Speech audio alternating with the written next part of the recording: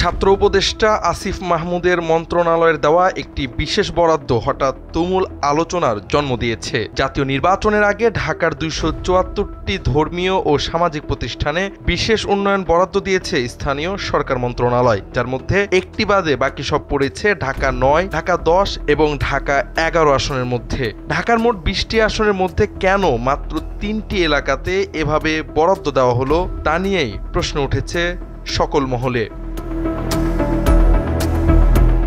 এ নিয়ে বিবিসি বাংলার প্রতিবেদনে উঠে এসেছে ২৭৪টি ধর্মীয় ও সামাজিক প্রতিষ্ঠানের মধ্যে ২৭৩টি প্রতিষ্ঠানই রয়েছে ঠিক সেসব এলাকায় যেসব আসনে নির্বাচন করছেন ছাত্র উপদেষ্টা আসিফ মাহমুদ, এনসিপি আহ্বায়ক নাহিদ ইসলাম এবং যুগ্ম আহ্বায়ক তাসনিম জারা। বরাদ্দ পাওয়া ১৪৫টি প্রতিষ্ঠান শুধুমাত্র ঢাকা ১০ এলাকায়, যেখানে মাত্র সপ্তাহখানেক আগে স্থানীয় সরকার উপদেষ্টা আসিফ মাহমুদ ভোটার হয়েছেন। মোট বরাদ্দ ৮ কোটি ২৯ লাখ টাকার মধ্যে ঢাকা ১০-এ গেছে ৪ কোটি ৪৩ লাখ। ফলে প্রশ্ন উঠছে, নির্বাচনের আগে এত বিপুল বরাদ্দ কি নির্বাচনী সুবিধা তৈরির উদ্দেশ্যে?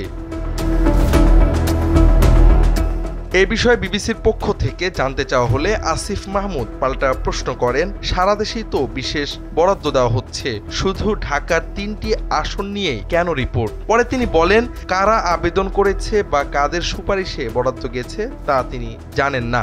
তার দাবি, বরাদ্দ সাধারণ নিয়মে দেওয়া হয়েছে, নির্বাচনের সঙ্গে এর কোনো সম্পর্ক নেই। স্থানীয় সরকার সংস্কার কমিশনের সদস্য অধ্যাপক মোহাম্মদ তরিকুল ইসলাম বিবিসি বাংলাকে বলেছেন, নির্বাচনের পূর্ব মুহূর্তে জেলা পরিষদে এডিপি হিসেবে বিশেষ কিছু আসনের জন্য যে বিশেষ বরাদ্দ দেওয়া হচ্ছে তা নিঃসন্দেহে দৃষ্টিকটু। তার মতে, সরকার যখন সংস্কার প্রক্রিয়া নিয়ে এগোচ্ছে তখন এ ধরনের বিশেষ বরাদ্দ স্বচ্ছতা ও জবাবদিহিতায় প্রশ্ন তোলে। অন্যদিকে জেলা পরিষদের কর্মকর্তারা বলছেন, তারা কেবল মন্ত্রণালয়ের নির্দেশনা অনুযায়ী বরাদ্দ বিতরণ করছেন।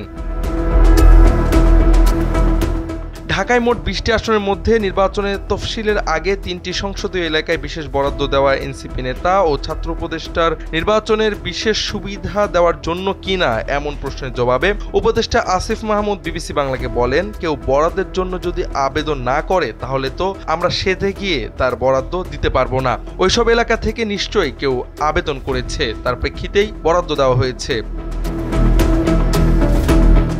তিনি আরো জানান, আগামী কয়েকদিনের মধ্যে ঢাকা সহ দেশের আরও কিছু প্রতিষ্ঠানে বিশেষ বরাদ্দ দেওয়া হবে। তবে স্থানীয় সরকার বিশেষজ্ঞ অধ্যাপক ইসলাম বলেছেন, উন্নয়ন বরাদ্দ যাতে রাজনৈতিক উদ্দেশ্যে ব্যবহৃত না হয় এজন্য আমরা স্থানীয় সরকার কমিশন থেকে সুস্পষ্ট প্রস্তাবও দিয়েছিলাম।